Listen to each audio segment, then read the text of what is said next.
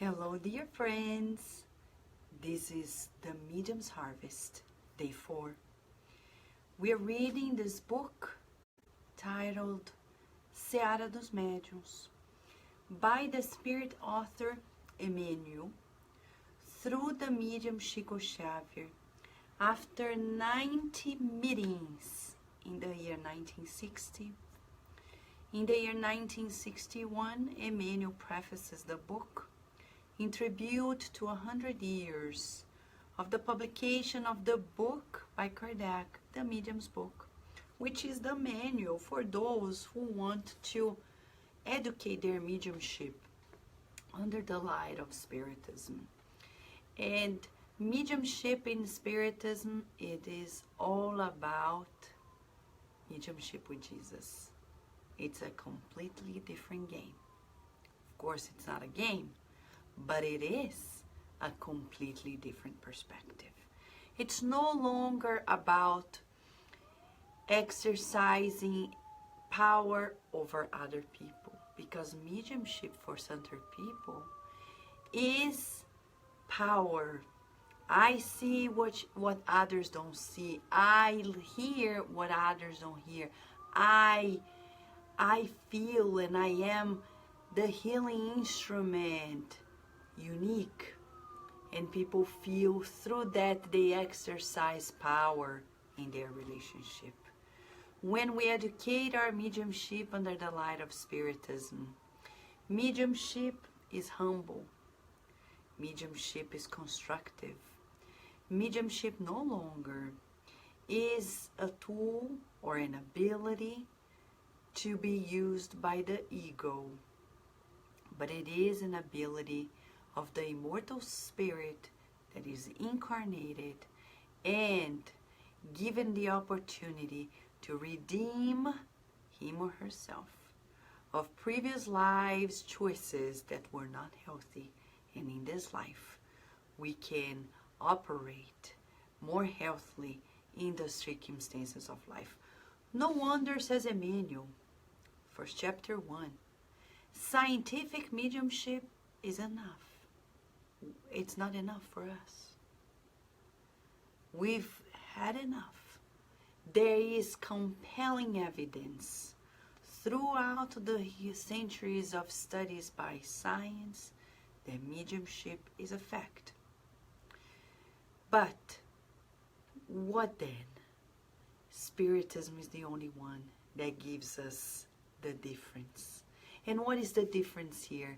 The difference is when mediumship is used to renew ourselves, the mediums, and to help the renewal of others. So my friends, tonight we enter chapter 4. And it's in view of mediumship.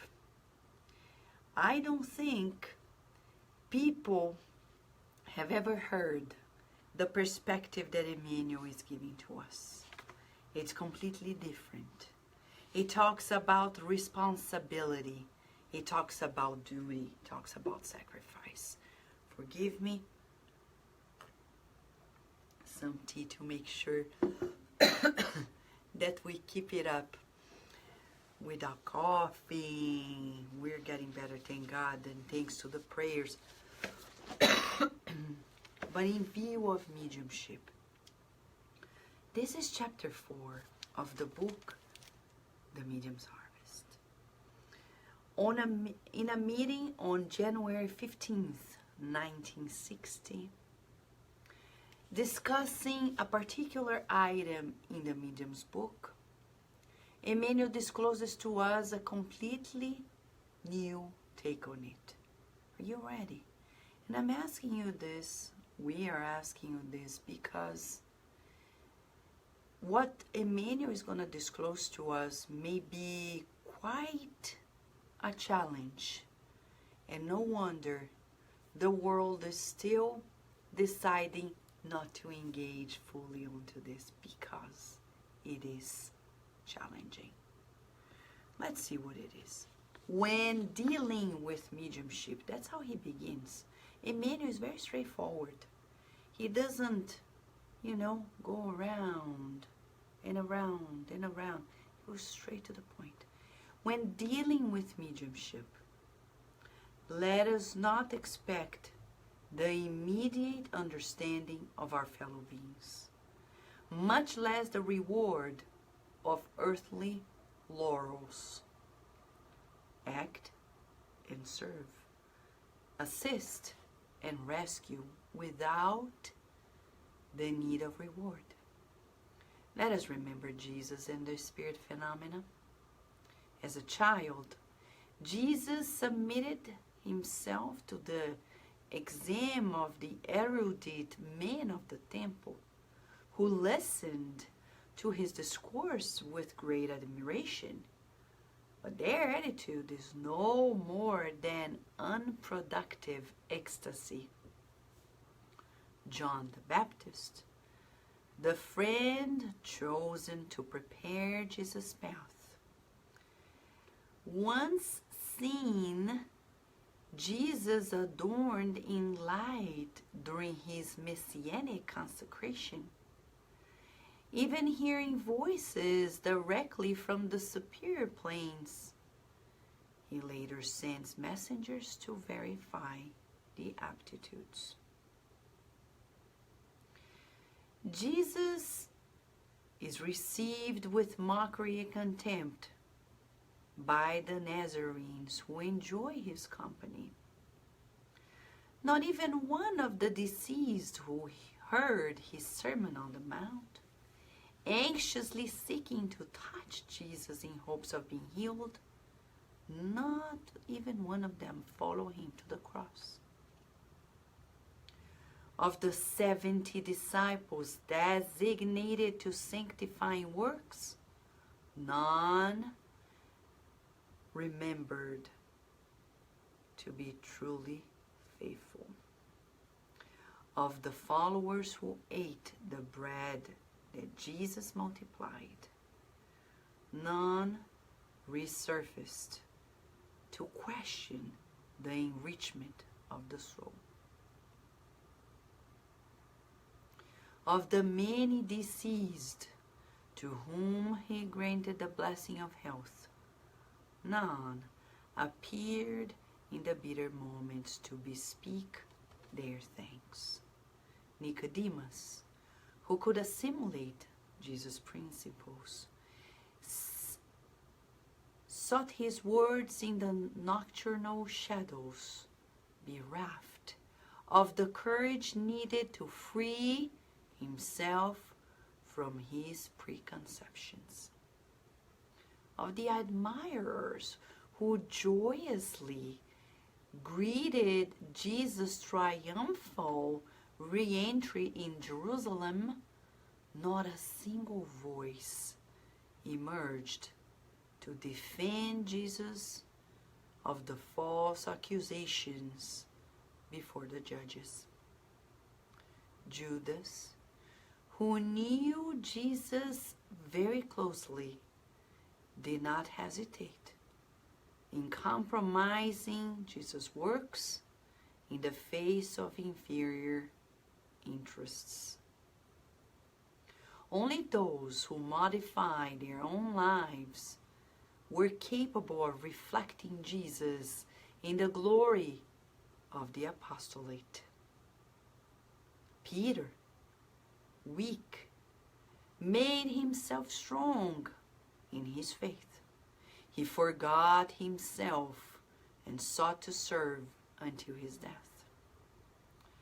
Lost in obsession, Mary of Magdalene recovered her balance, and erasing herself, abnegating herself in her humility, she became the messenger of hope and resurrection.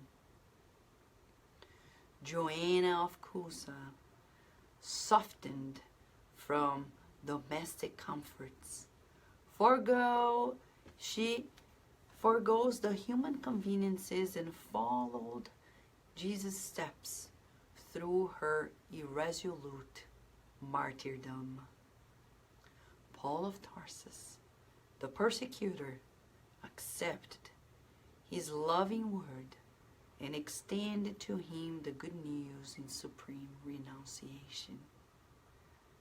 Thus, do not keep any illusion in face of mediumistic phenomena.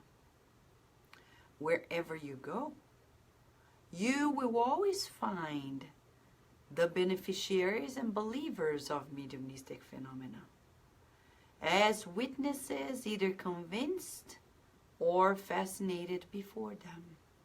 However, only those who refine themselves through sacrifices on behalf of somebody else's happiness, transmuting their own essence, will be able to benefit from those phenomena in the incessant service that glorifies virtues. Friends, welcome in. This study session is entering now the details of mediumship. Emmanuel is giving us guidance because they were studying the main manual of Spiritist studies on mediumship, the Medium's book. Emmanuel comes through Chico Xavier and develops more deeply the guidelines. Tonight, Emmanuel is essentially telling us that when dealing with mediumship, we should not expect immediate understanding from people. Put a pause. Because as a good educator, Emmanuel gives us many examples. But let's ask ourselves. You ask yourself, I will ask myself. We ask ourselves. When we are studying mediumship, when we are practicing mediumship, question, do we have expectations? If you have pen and paper or pencil and paper, write down, what are my expectations regarding mediumship? 1. I am hoping that people understand me. So you know what you do? Scratch it off. Scratch it off. That's not going to work. Really. Scratch it off because it's not going to happen. It didn't happen with the master of all masters, with the governor of the planet. It's never going to happen to any of us. Of course, Emmanuel is saying to us, many people are going to come to receive the benefits of a balanced mediumship. But that does not lead people to be grateful, to understand you, to understand what you need to sacrifice together. And we shouldn't expect. Why? Because we're not God. So what are your expectations? It's important to do this evaluation. Do you have expectations? Now, as a psychologist, we need to make this comment. We are millennial spirits. They have countless conflicts, existential conflicts. When you read the book Existential Conflicts by Joana de Angelis through Divaldo Franco, it's already in English. We get to know that envy is a conflict, fear may turn into a conflict, jealousy, that inner emptiness. And where do they come from? Not necessarily from this life, but we would say, first and foremost, investigate this life. Childhood. Most of our subconscious contains elements from our childhood. Most of the parents on earth, says André Luiz, are not skillful educators. They are not. Because people don't do courses to be parents. And you may be asking, should they? Oh, yeah. But not these courses that we do when we're pregnant and we go to the hospital and they teach us how to help and facilitate the sucking, the latching, when they're breastfeeding, when they're just born. It's valid, but that's not what we're talking about. We're talking about the growth of a millennial spirit, not the growth of the physical body of the child that is born. We're talking about the nourishment of that soul, the facilitation of the blossoming of that divine potential. And our parents, and the parents of our parents, and the parents of our parents, and so on and so forth, they didn't know it. So in our childhood, most likely, we created traumas, conflicts, and now that creates anxiety, that creates stress, that creates a lot of psychosomatic disorders. They lead people to psychopharmaceutics, but sometimes to the practice of mediumship without self-knowledge. So, to prevent issues, we need to ask ourselves, why do I want to practice mediumship? What are my expectations? Emmanuel is saying, if we expect immediate understanding from our fellow beings, you, number one, will not fulfill your tasks. You'll be frustrated. You'll be disappointed. And number two, you will not connect with the higher spirits. Why? And I'm not saying you, it's me too, any of us. Forgive me, I'm not judging you, we're just saying figuratively, all of us. Why we're saying when we have this expectation, immediate understanding, that expectation, that we expect that others understand us, why does that block us? Becomes an impediment regarding our connection with the good spirits. As Paul of Tarsus says and it's published, the dialogue, in the book Paul and Stephen by Emmanuel through Chico Xavier, the secret to this good mediumship is selflessness and humility. And when we are selfless, we don't expect to be appreciated because it doesn't matter. We don't matter. Oh, but people don't understand me. It's okay. That doesn't affect me. I'm not doing this expecting that. I'm practicing mediumship because God gave me this ability to be used in a useful way to the greater good. And humility because mediumship is not a gift. Majority of people who realize they are mediums, they think they are gifted. So another question for us. Do we in that list my expectations regarding my mediumship to be appreciated as a gifted medium? Scratch it off. It's not going to happen. It's not ours. Mediumship, it's not a gift. It's an ability like intelligence. It needs to be educated. It needs to be disciplined to be productive. And when we talk about productive, to be useful to the general good. So we change our perspective. Emmanuel says in the view of mediumship. And he says, act, serve, assist, and rescue without need of reward. So throughout this message, he's telling us again and again and again and again, no need of reward. But people don't understand me. They misunderstand me. A secret, huh? Kardec released a secret in his books.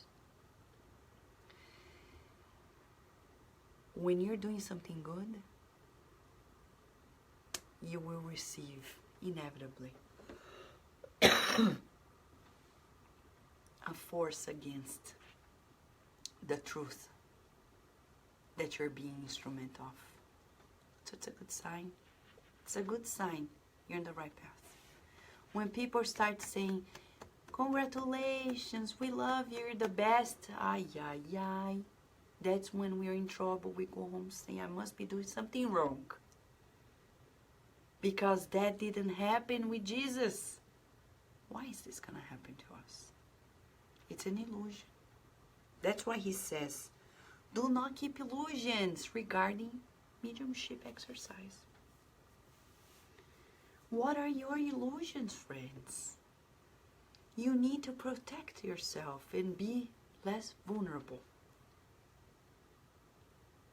In the Spirit's book, when Kardec learns about the importance of self-knowledge regarding the Spiritist teachings,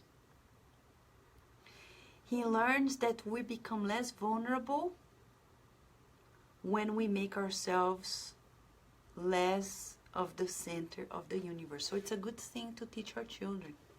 Don't teach your children to be the center of the universe, because they're going to suffer a great deal. No, they are not the center. It's good that they learn to appreciate and to smile seeing others being applauded, being appreciated, not only them. So this is an exercise for us as well. Question number 1 today is, do I deal with mediumship expecting immediate understanding? Do I expect rewards? Do I have illusions?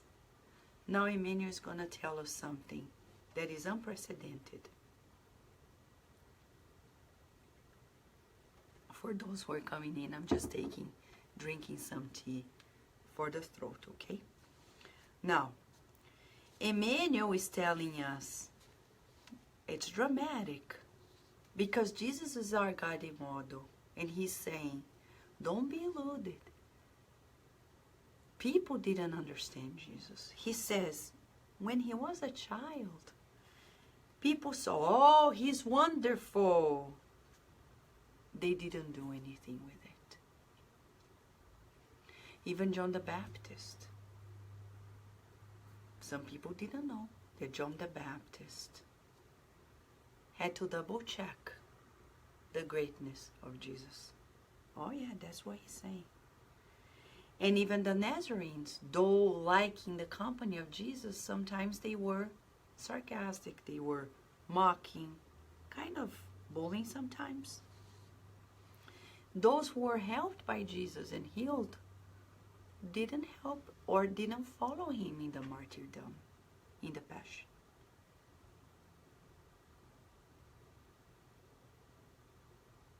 Not even the disciples were steady in their faith. But who were the ones who actually appreciated Jesus and the deeds as the medium of God? Kardec says in the book Genesis, if Jesus was a medium, he was a medium of God, because he was above anybody else in this planet, in his evolution. So he says, who were those? Those who refine themselves through sacrifices on behalf of somebody else's happiness, changing themselves. They will be able to be benefit from the phenomena of mediumship. So if I want to be the beneficiary of my own mediumistic practice, I need to change myself. Edify my feelings, as Emmanuel says. And what is to edify feelings? Seeking the good. Oh yeah. Everywhere. Feeling the good. Visualizing the good everywhere we go. And molding the good with all the resources we have at hand. So in this Thanksgiving evening, in gratitude to Spiritism, to the spirits that came coordinated by Jesus Christ, through Kardec and the mediums with him, we, thankful to Chico Xavier, Emmanuel, we are here being asked to not only be thankful, but to give up expectations, egotism, and the need of reward. Let us give gratitude with service and sacrifice. The sacrifice of the ego. Keep working and serving, my friend, wherever you are, irrespective of the challenges. Don't forget that the people that apparently bump head with you, they are your brother and sister. Visualize them in the best of their divine potential, and do not get discouraged by serving without reward. That's the thermometer that we have when we are doing the good. We will not be understood. But do we understand? This is the message of today. Before we wrap up, since we have concluded the great part of this, would like to say hi to those friends who joined us and are here. And those who entered later, big hug to you too. Hello, Teresa Catapano, and happy Thanksgiving to you. Hello, friend. Andrea Torres, Thanksgiving, happy Thanksgiving. Hello, Sol Souza, happy Thanksgiving and sunshine. Anna Dilson, Pérola Bronze, Ceissa, how are you? Rudy, Lisa Teles, Teresa Castro, Ori Alves, welcome. Liz, ¿cómo estás? Sí, Jesús es el mejor. Katia, happy Thanksgiving. Erika, how are you? Happy Thanksgiving to you. Rosalind, Rosa, how are you? Nina Dewey, it's good to have you here too. Letícia Silveira, how are you? Silvio Otero, big hug to you, my friend. And Emmanuel Dizon, many blessings to you, my friend. Paulo Andrade, how are you? Guilherme Velho, how are you? Lea Severo, I know Lea Severo is joining us. So friends, a big hug to you. And the homework, Homework. Ask yourself, what do you expect when dealing with mediumship? Are there illusions? Do you expect rewards and understanding? If you do, scratch that off from your list and say, my only expectation is my inner transformation. Happy Thanksgiving to all of you, no matter where you are in the world. And a big hug of deepest gratitude when we come back tomorrow. Oh yeah, there is a teaser. The chapter is titled Curiosity. He talks about mediumship and curiosity. And as a teaser, Emmanuel says, let us not expect that angelic spirits come to impact our learning. What does he mean by this? Tomorrow when we come back. Thank you, friends.